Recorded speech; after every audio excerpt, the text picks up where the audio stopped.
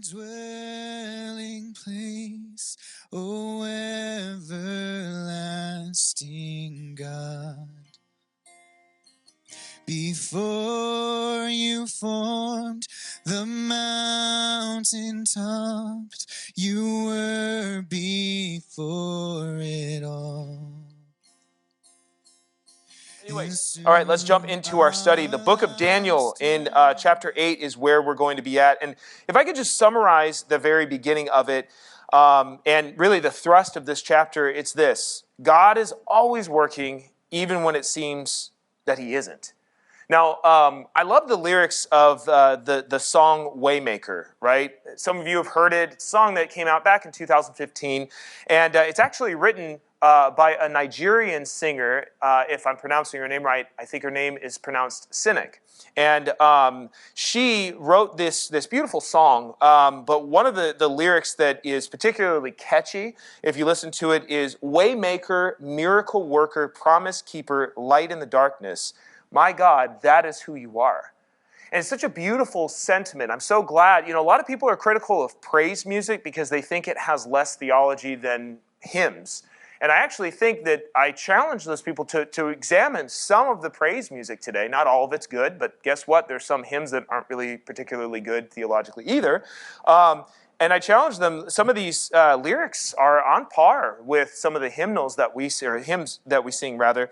And another part of the song that I really like is this. Even when I don't see it, you're working. Even when I don't feel it, you're working. You never stop working. You never stop working. And I think that that's a sentiment that we've really got to remember. Because if I'm honest with myself, there are times in which I feel like God is working in my life, and there's times that I don't. So just, kind of personally, my deployment was excruciatingly difficult. I've talked about this a lot. It's difficult, to leave my family for a year, to be away from my wife and the kids for a year. But one of the things that I noticed is that each step that I took, I felt like God was ordering it. I felt like everything was just so structured. It was craziest thing because I was absolutely at the end of my own rope. So I had no strength except to live off of God's strength. And that was exhilarating. It was the coolest thing in the world. And then I get home and I almost felt like, well, what do I do now? And I wonder if some of us feel that way, that maybe God has used you in the past, but he's not using you now. Or God has used you, but he could never do it again because of one thing that you've done. Or what we call a lingering sin just might be afflicting you, And when we get this kind of feeling that, is God really working? Sometimes we're tempted to look outside of ourselves. We might be, looking at a megachurch pastor, or frankly, even a small church pastor who looks really good on the outside. Man, he's polished. He is awesome. Well, it just so happens that he's carrying on a sordid affair with someone. And you just wonder, gosh, was anything that he said really true? What do I do with that? Or, maybe it's just the mundaneness of life. Just going through every day is the same, and you just wonder, is God really working? For others of you, it's the pain that you're in, the sense of chronic pain. Can be so absolutely devastating for you that it's just every day it's your back or some other part of you that's afflicting you, and you just wonder, is God working? For some of us, it's emotional, right? That we are struggling with anxiety or crippling depression, and we just doubt that God is working. But the message of Daniel 8 is that he's always working, that he can always see. And if anyone felt that God was not working, it was the people that were exiled in Babylon. So I just want to remind you again, like we did last week, I want to situate you within the text so that you can have an appreciation for it. At this point in Daniel chapter 8, we're now 2 chapters into the latter part of the book of Daniel. As we've talked about, the first 6 chapters are the court tales where we get cute, and not just cute, but real fun, engaging stories about Daniel and his friends that, they get into all kinds of mischief and trouble with the king, and they're constantly outsmarting their leaders because they're good, faithful servants of Yahweh. But then we get into chapter 7, and then all of a sudden things just shift the narrative shifts markedly because now we're looking at what we would call apocalyptic literature. Now, if I can make an analogy, it's as if someone changed the radio station from country music, which is awful, okay? Let me just say that. No, I'm just kidding. I'm kidding. To rap, which is equally awful. No, but you know what I mean? It's a change of genre. Like it's totally different. And so I think part of that is so that you as a reader can slow down and figure out, okay, what's going on here? And we saw last week as we started the signs and visions of the book of Daniel that Daniel had a vision of what was to come. And it happened in the first year of Belshazzar. He was the grandson of Nebuchadnezzar. So this is still during the time of the Babylonian dominance, or the time of that kingdom, right before the Medo-Persian Empire took over. If you're not a fan of history, this message is going to be awful for you, okay? But I do encourage you to stick with me because there will be a payout. Because if anyone felt like God had abandoned them, as I said, it was the Jews who were exiled in Babylon. After all, like I recounted last week, all the promises of God, hey, you're going to live in the land. Well, they weren't living in the land. I'll always have a king on the throne of David. Well, there was no king at that time. Guess what? There'll always be my spirit in the temple. Not so much. In the book of Ezekiel, right before this, in the book of Daniel, the Spirit of God rises up out of the temple and leaves. And not only that, Nebuchadnezzar destroyed the temple. He decimated it and took all the plunder of the temple back into Babylon. It looked like a bomb had dropped on the people of God, and they were hopeless and destitute, and they felt like God was done. But the reason why God gives Daniel these signs, we might call them oracles, or these prophecies of the future, is to remind God's people that he's not through with them. That even when it doesn't feel like he's working, he never stopped working, just as Waymaker points out. In fact, we will see three things through the rest of this chapter in the balance of our time. That God is always working, and I love this, a commentator broke it down in the following way. And he's always working in these three ways. He knows, he cares, and he saves. So let's see how this plays out. If you join me in verses 3, okay, so the first two verses just kind of set up what happened, and then in verse 3 it hones in. I raised my eyes and saw, and behold, a ram standing on the bank of the canal. It had two horns. Both horns were high, but one was higher than the other, and the higher one came up last. I saw the ram charging westward and northward and southward. No beast could stand before him, and there was no one who could rescue from his power. He did as he pleased, and he became great. And as I was considering, behold, a male goat came from the west across the face of the whole earth, without touching the ground. And the goat had a conspicuous horn between his eyes. He came to the ram with two horns, which I had seen standing on the bank of the canal, and he ran at him with his powerful wrath. I saw him come close to the ram, and he was enraged against him and struck the ram and broke his two horns, and the ram had no power to stand before him. But he cast him down to the ground and trampled on him, and there was no one who could rescue the ram from his power. And then the goat became exceedingly great, but he was strong, but when he was strong, the great horn was broken, and instead of it, there came up four conspicuous horns toward the four winds of heaven. Totally self-explanatory. Let's close in prayer. No, what in the world is going on here? Like, this is, what? Huh? Okay, I want to remind you that apocalyptic literature, and when you hear let me just pause. When you hear the word apocalypse, Mad Max might come to mind, or zombie movies about the end of the world. Put that aside for a second and let me define it, okay? The Greek goddess Calypso was the one who used to protect things. Like she would veil certain things so that people couldn't see it. If you've ever read the Odyssey, Odysseus, who's the main character, is trapped on an island with Calypso. So the Greek prefix apa means like from or away from or out of. Okay, and so the idea is this is the revealing. So whereas whereas Calypso, or the goddess or the concept of Calypso, whereas that shields things and hides things and makes them like obscure. And does that make sense? The revealing or the apocalypse or apocalypso, that is the revealing. So when people read the book of Revelation and come up with all kinds of interpretations that wouldn't have made sense to the people to whom it was written, but it would only made sense to people who in 1948 discovered, the state of Israel, and now we're the only ones who can interpret it, something's wrong. The genre was meant to be revealing. Does that make sense? And it's the revealing of Jesus Christ. The reason why I mentioned the book of Revelation is because the first words of Revelation are apocalypse.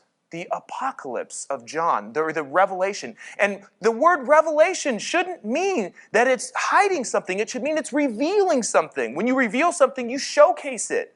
So, the book of Daniel is the revelation of the Old Testament. Does that make sense? Everyone would have known who Daniel was talking about. And that's the good thing about interpreting this passage. So let me try to make it as clear as possible. We read this and we go, huh? Because we weren't living back in this time. We weren't living 2,500, approximately years ago. We didn't know, we're not well versed in that period of history. But they would have been. So let me explain this, okay?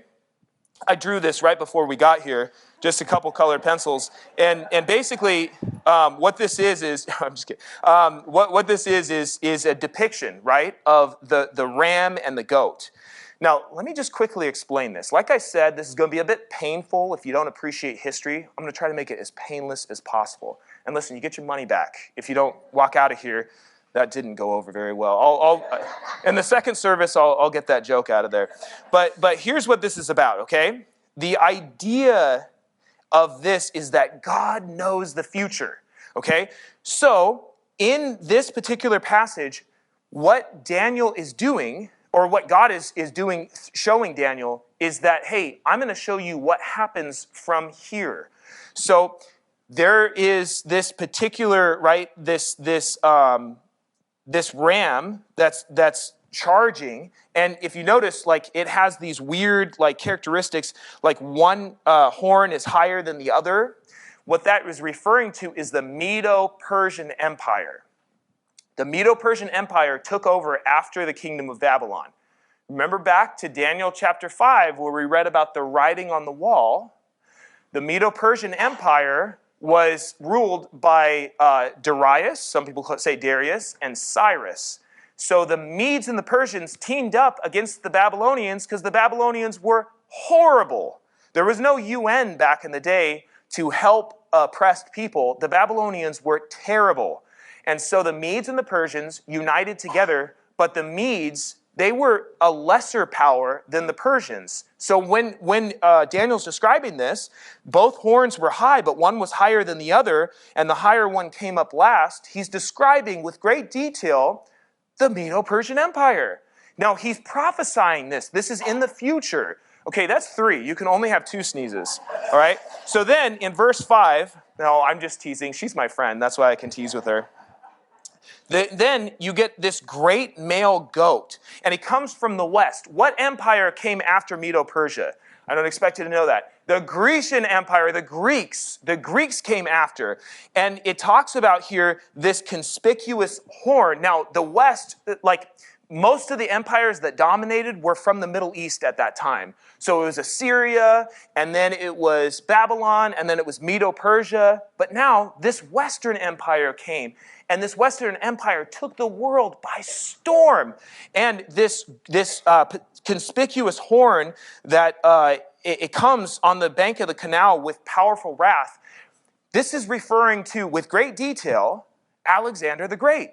Now, Alexander the Great, you probably have heard of him. He was a very influential character. It's said that he was the greatest student of Aristotle, which is very interesting. And his campaign was in part to bring back flora and fauna to his great teacher as he spread his Greek empire. Now, Alexander the Great came with great rage because his dad was killed by the Persian Empire. Does that make sense? And so Alexander the Great is this incredibly powerful general. He united so much of the Greek city-states because they were kind of fractured, and under his power, they dominated the known world. But what happened was, he was killed, and he was killed at a very young age, and his 4 generals took over for him. That's really interesting because if you read on in verses 3 through 8, you'll see there that no one could rescue the ram, that is Medo-Persia, from his power. And he became exceedingly strong, but when he was strong, like in other words, when he was young, his great horn was broken, and instead of it came up 4 conspicuous horns into the host of heaven. In other words, friends, this is prophesying with great detail what was going to happen a few short years after Daniel had died. I want you to know that because God knows the future. Now, I find such great comfort in realizing this, and if I could just pause pastorally, right? I've been talking about history and I've been talking about great characters, but let's just pause pastorally. Isn't it a great comfort to know that God knows the future? Like, I think about all the different uncertainties that I have.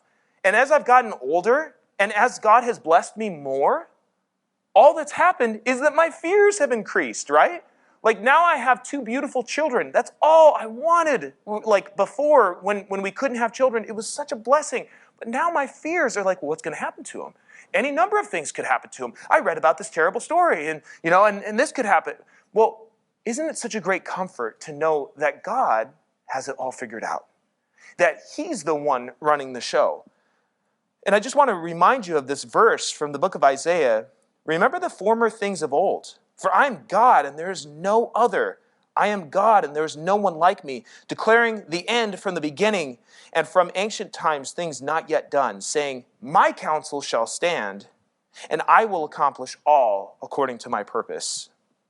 Now, when we think about this, we think about how God knows the future. I think C.S. Lewis can help us as we conceive of this. Now, this comes from Mere Christianity. You won't be surprised that I'm quoting C.S. Lewis not once but twice in this message. I love this, but this is hopefully helpful to you. He says in Mere Christianity, in this particular chapter, almost certainly God is not in time. His life does not consist of moments following one another. If 1 million people are praying to him at 10:30 tonight, he need not listen to them all in that one little snippet, which we call 10:30. 10:30 and every other moment from the beginning of the world is always the present for him. If you like to put it that way, he has all eternity in which to listen to the split second of prayer put up by a pilot as his plane crashes in flames. Now, if you picture time as a straight line along which we have to travel, then you must picture God as the whole page on which the line is drawn. Now, I don't know if you're like me. I need to read that maybe like 5 or 6 more times just to get it, but I hope that you understand that God, because he's God and he's outside of time, he could see the future as well as the beginning. Like, I might have knowledge of my past, but I definitely don't have knowledge beyond that. I trust other people's count of it, but I don't have any knowledge of the future. God, on the other hand, has all of that, and that's the big idea that I'm trying to get across. So, whatever it is, friends, that you're uncertain about, God knows. I mean, I can't express to you how much fear cripples the people of God. It weighs on their hearts. It detracts from their joy. It takes away from their sense of well-being. Do you know that being chronically anxious affects your physical health, not just your mental health? It affects so much. But if we could just resign ourselves to the idea, and I realize it's easier said than done, especially because we've habituated ourselves to worrying about the future.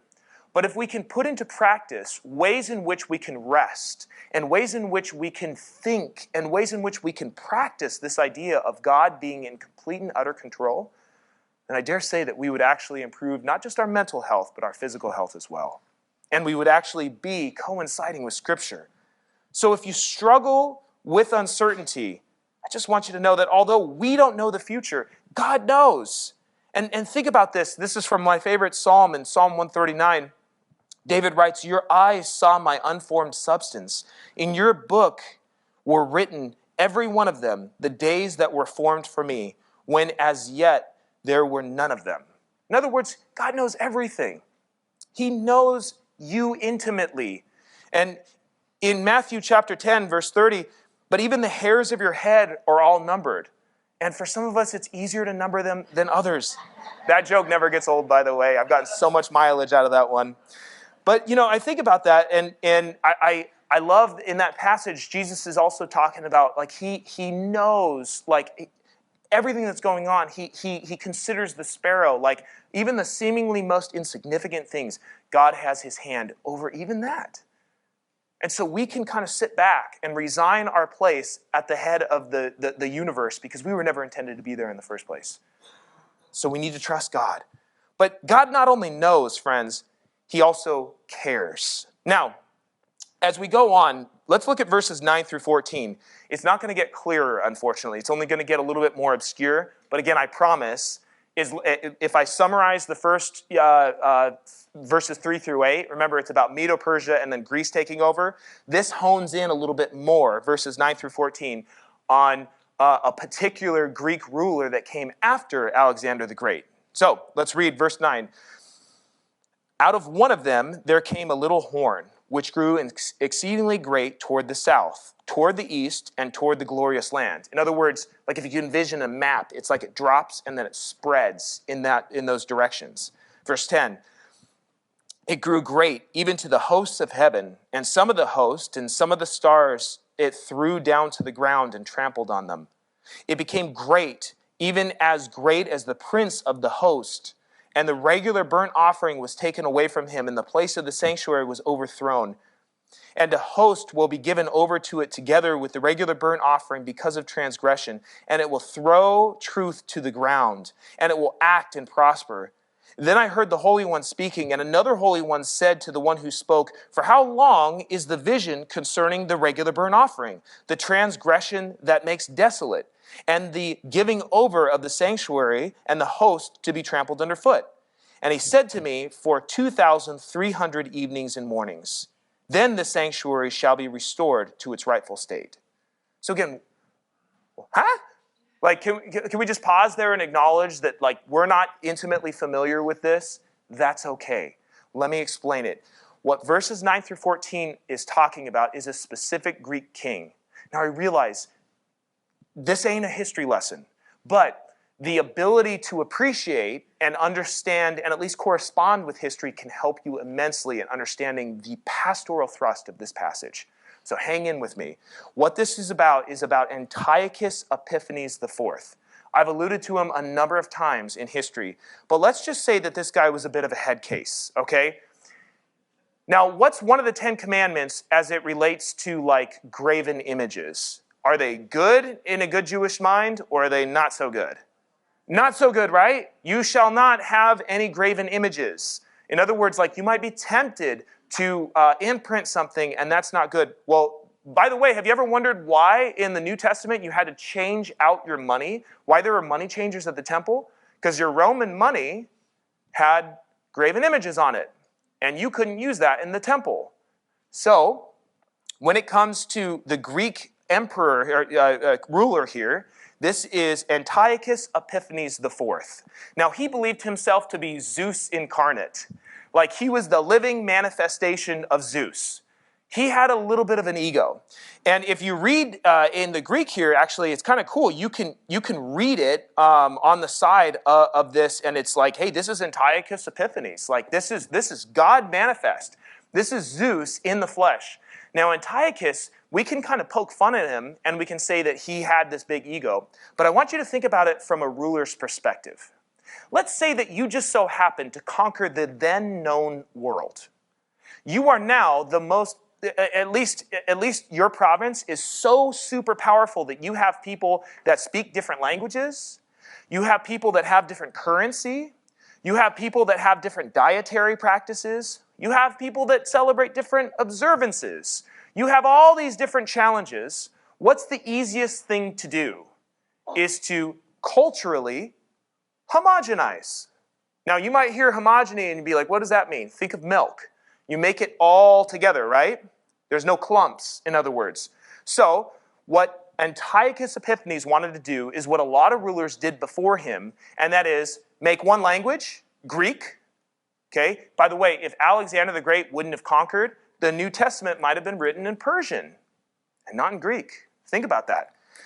So Antiochus tried to make the same language. He tried to make the same trade, understanding. He tried to introduce the same currency, and he tried to introduce the same religion. Because after all, these pesky little people, the Jewish people, kept on saying that their God was the only God. Well, can't you appreciate the pantheon of gods that exist? After all, I'm Zeus manifest, so guess what? He went into the temple, which, by the way, the temple had an inscription over it. Hey, it's not our fault. Like, we're not liable if you Gentile, come in here and we slaughter you. So the temple was not necessarily a friendly place for anyone who wasn't a Jewish male. And the closer in to the concentric circles of holiness you got, it wasn't particularly friendly if you weren't the high priest. And even if you were the high priest, it wasn't particularly friendly if you had sin on you. Remember, because what happened to the high priest once a year when he offered the sacrifice on the Day of Atonement, and if he wasn't prepared, he died, right? Well, Antiochus Epiphanes went into the Holy of Holies and sacrificed a pig on the altar. Now think about that for just a second. There cannot be something that's more offensive to the Jewish mind. Like, you already know that, like, Jewish people do not, if they're going to keep kosher, and even just cultural sensitivity dictates that you're not going to be eating ham or bacon around them. Like, I'm not trying to be funny. Like, seriously, you gotta know that, right? He comes in and intentionally provokes a fight. Now, this is one of the most powerful rulers. I explained this a little bit last week, but I want you to understand that God was behind. After he had he'd killed the high priest, there was another priestly family that rose up, that of the Maccabeans. That's what they're called. And Judas Maccabeus, who got a nickname, the Hammer, after this, and this is all recounted in the apocryphal book, 1st and 2nd Maccabees, he said, you ain't doing that. And he fomented rebellion among his peers, and he destroyed, he routed the Greeks that were living in the land, and the Jewish people captured a part of the land of Judea that was larger than what it was under the kingdom of Solomon, which is absolutely remarkable. But before all this happened, I want you to think about how terrible this would be. Let's just dwell here for a second. I mean, you see in verses 9 through 14 that this guy is just evil. He's evil incarnate, right? The host, let's look at verse 11. He will become great, right? Is even as the great as the Prince of Hosts. In other words, like rivaling kind of like the Messiah, right?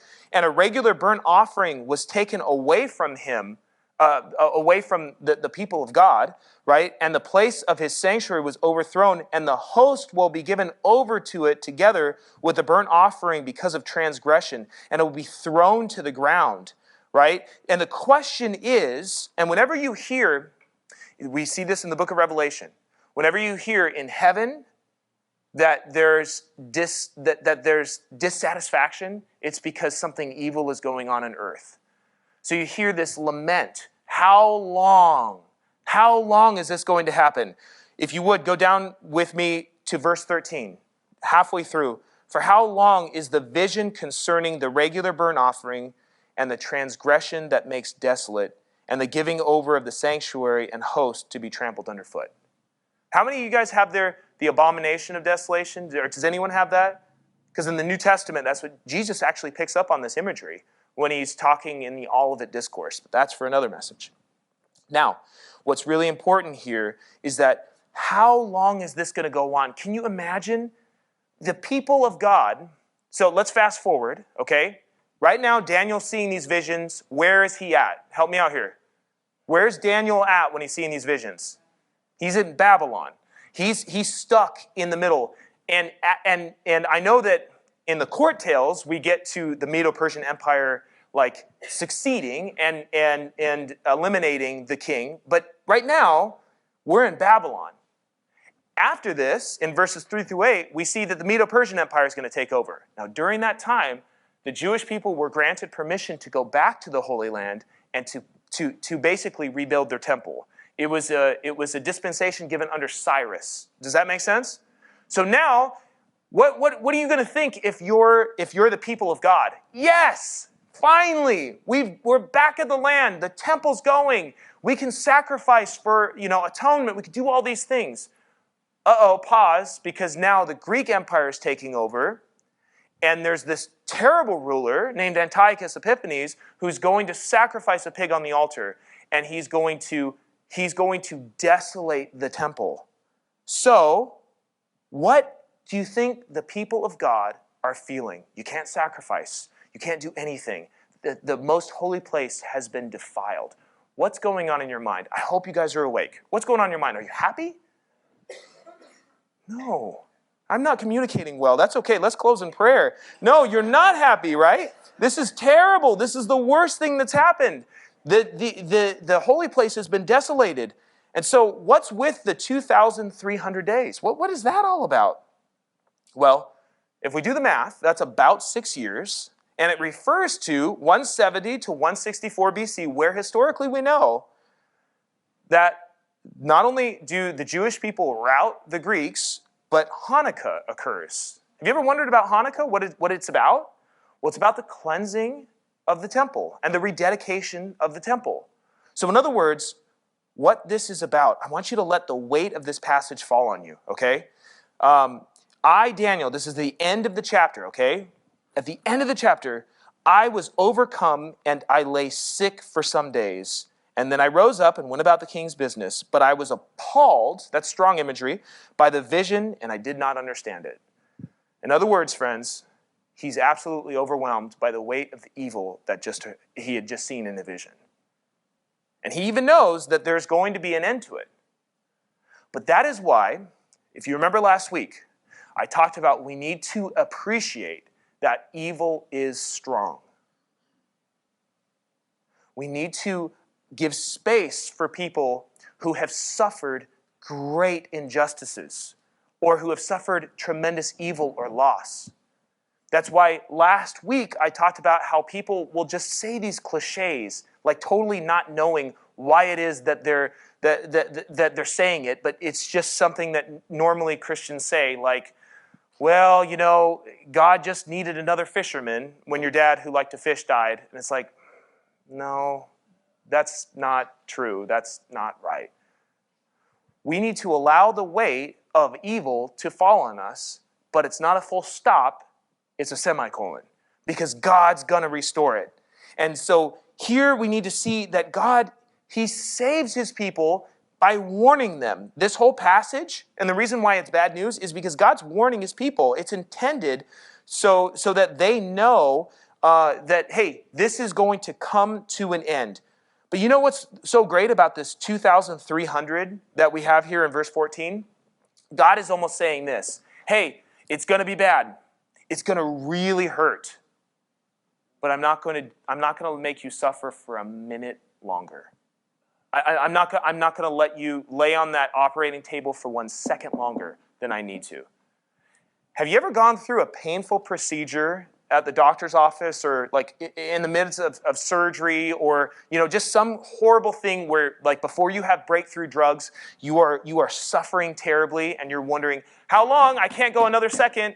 Like, if I'm honest, I've had pain before, but like on a scale of 10, the worst I probably ever experienced is like an 8. But I know some people who have experienced a 10 out of 10, and it's enough to make you sick and maybe to make you pass out. Because we weren't meant to hold and have that kind of pain for a long time. What this passage is about, the 2,300 days, is that God's saying, hey, it's going to hurt, it's going to be like surgery, it's going to be awful, but it's not going to be 2,301. Not for one more second am I going to make you endure these awful injustices, because I'm going to fix it. So we think about this, friends.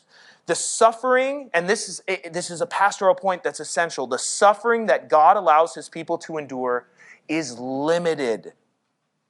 Matthew chapter 24 in verse 22, this is Jesus talking about the Olivet Discourse and how after his earthly ministry, there's going to be a time where the Romans are going to destroy the temple. And those who are in the city of Jerusalem are going to suffer. And he says this kind of parenthetically at the end of his message there. And if those days had not been cut short, no human being would have been saved. But for the sake of the elect, these days will be cut short. In other words, Jesus is even saying, you guys are going to endure suffering. But because of my love for you, I am not going to allow you to suffer beyond a certain point. So if I could put it like this, your suffering has an expiration date. There will be one time where your suffering will end. There will be one day where, as I mentioned this last week, if you suffer with depression, you will not even know the meaning of depression when God fixes all things. If you suffer with chronic pain, you won't even know what it means because you'll be in your glorified body. If you suffer with the scars of betrayal or cheating or pain that's just beyond that, you will be restored. God will fix it. And so we might ask the question, and this is an important one. Let me just pause and say, I think good preaching should ask questions and encourage dialogue rather than end it. So we might ask the question, if God knows about our suffering and he cares about our suffering, then why can't he do more to stop it? And I just want to say, we should have that dialogue. Excuse me. We should ask that question. But we see that God does save his people. He does save his people in verses 24 through 26. Let me just pause here to take a drink because I'm going to start coughing, I know. You guys catch the game last week? All right, so God saves his people. So in verses 24 through 26, his power shall be great. This is referring, of course, to Antiochus Epiphanes, who, by the way, is the exemplar. He's the image that Jesus uses to say this is what the Antichrist is going to be like. And I want to remind you that the book of 1 John says there's not just one Antichrist, there's the spirit of Antichrist. There's many Antichrists. In other words, there's many people who rival themselves against God and his anointed. That's the whole idea. And so Antiochus Epiphanes, his power will be great. This is verse 24. But not by his own power, and he shall cause fearful destruction and shall succeed in what he does and destroy mighty men and the people who are the saints. By his cunning he shall make deceit prosper under his hand, and in his own mind he shall become great. Without warning he will destroy many, and he shall even rise up against the prince of princes, and he shall be broken, but by no human hand. The visions of the evening and the morning that has been told is true, but seal up the vision, for it refers to many days from now. So, in other words, what's going to happen when he is destroyed or he's broken, but by no human hand? What does that mean? That's just sort of a weird kind of image. But I want you to see that means that God is going to do that work, that God is going to destroy that evil, that one day, even though we might not be powerful enough to put that evil to rest, that one day God will do it. Because it's not going to be by human hand that the evil is stopped. It's going to be by God. Does that make sense? So I want to ask you this question as we look to bring this to a close. Do you know that God is at work even in your struggles and in your hardships? Do you know that God was at work in his people, through his people during this time? So he could be at work in your suffering and your trials and your pain and your tribulation. Do you trust, though, that he's working even when you can't see it? Because I guarantee you the people of God could not see it. And your pain, it has an expiration date. If we were to wonder about, or if we were to look at how sometimes we can't see the good that's in the midst of the bad, right? I think we need to look no further than the cross. Because it sure looked dark, and it sure looked bleak. Even Jesus' closest followers could not wrap their mind around the fact that their Messiah was dead, and that their Lord was dead, and that their fledgling ministry was over, or so they thought. But through that act, which looked like the greatest loss in history, it was actually the greatest triumph of all of history. It was through that sacrifice that God became king. right? Or that Jesus asserted his supremacy and broke the power of sin and death. So we look at the cross and we say it looked like the weakest thing, but it was actually the strongest demonstration of power that we could ever have conceived of. Now, I mentioned that I was going to quote C.S. Lewis twice, and so I want to quote this wonderful excerpt from The Horse and His Boy. So it's one of the Chronicles of Narnia, and it's one, to be honest, that I didn't actually read when I was a kid because I didn't understand it. But in The Horse and His Boy, it's a story of Shasta and his horse, Bree, and the adventures that they go on. And you got to understand that Shasta is this very unfortunate character. And this is actually an illustration from the original books, back in the 40s and the 50s. It's such a throwback to my childhood, because I would just read these things and look at the pictures even when I couldn't read. And as I was reading it recently as an adult, you got to understand, C.S. Lewis is so profound that these kids' stories speak even louder to you as an adult. And by the way, in the Lion, the Witch, and the Wardrobe, as he dedicates the book, he said, one day you'll be old enough to appreciate fairy tales. And so if you really want a good book, you could do worse than to read The Lion, the Witch, and the Wardrobe, and then, all the rest of the 6 Chronicles of Narnia. But in this passage, Shasta, he's this unfortunate character. He's had everything go wrong in his life. He's just so sad. And there's a point where he's just really feeling sorry for himself. This is near the end of the book. He's close to, he's in this place where he's crying and he's absolutely feeling destitute. And all of a sudden he hears something, because he's all alone and he's with a different horse and he's just not sure what to do. And he hears something and he gets so scared that C.S. Lewis says now that he had something to cry about, he couldn't even cry because he's overcome with fear. And so I just want to read to you this one part. Shasta was a little reassured by the breath, because whatever it was that he heard, he knew that it was living. And so he doesn't know who it is. We find out later it's the Christ character, Aslan. And he says, so he told him, that is, the Christ figure, he told how he had never known his real father or mother, and he had been brought up sternly by a fisherman, who, by the way, was interested in selling him as a slave. And then he told him the story of his escape and how they were chased by lions and forced to swim for their lives, and of all the dangers in Tashbaan and about his night among the tombs and how the beasts howled at him out of the desert. And he told him about the heat and the thirst of their journeys and how they were almost to their goal when another lion chased them and wounded Aravis, that's his friend, and also how very long it had been since he had anything to eat. In other words, he's just recounting sorrow after sorrow. He's just reflecting on how bad his life has been. He really believes that he is one of the most unfortunate characters in all of history. So Aslan, although Shasta doesn't know it is at the time, says, I was the lion. And it says, as Shasta gaped with open mouth, he said nothing, and the voice continued, I was the lion who forced you to join with Aravis. I was the cat who comforted you among the house of the dead. I was the lion who drove the jackals from you while you slept. I was the lion who gave the horses new strength of fear for the last mile so that you would reach King Loon in time. And I was the lion that you don't remember, who pushed the boat in which you lay, a child near death, so that it came to shore where a man sat, wakeful at midnight to receive you.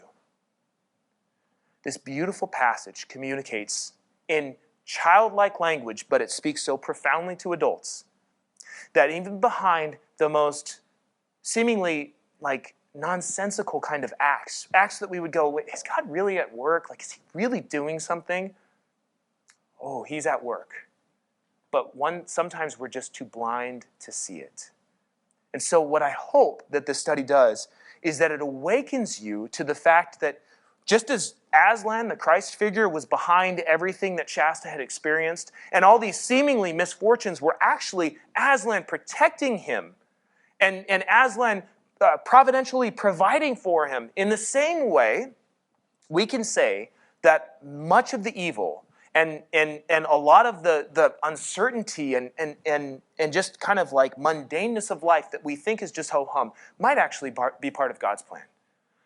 And so are you being faithful in the midst of that? The take-home truth is this, friends. The routines, the pains, and the joys of our life might seem random, but God has brought us each to this exact spot, and we must trust him.